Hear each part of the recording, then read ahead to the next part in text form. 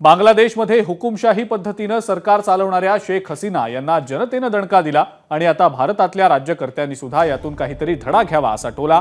आई बाबा होण्याचे स्वप्न अजून पूर्ण झाले नाहीत का? आई बाबा होण्याचे तुमचे स्वप्न पूर्ण करा अपोलो फर्टिलिटीद्वारे। मोफत सल्ल्यांसाठी कॉल करा 9953959370। ठाकरे गटातले खासदार संजय राऊत यांनी लगावलेला आहे।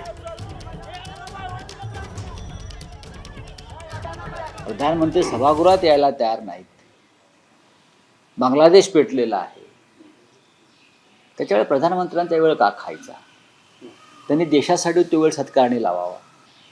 पण शेख हसीना यांच्या बाबतीत इतकंच सांगता येईल, लोकशाहीचा मुखवटा लावून जे कोणी आपल्या देशामध्ये हुकुमशाही आणू इच्छितात, स्वातंत्र्य धोक्यात आणू इच्छितात, ते कोणी असू द्यात, जनता त्यांना माफ करत नाही। जनता रस्त्यावर उतरते। लोकशाहीची जपमाळ ओढत त्यांनी हुकुमशाही पद्धतीने देश चालवला। त्याचा काय परिणाम झाला हे भारतातल्या सध्याच्या राज्यकर्त्यांनी त्याचं चिंतन केलं पाहिजे। एबीपी माझा, उघडा डोळे बघा नीट।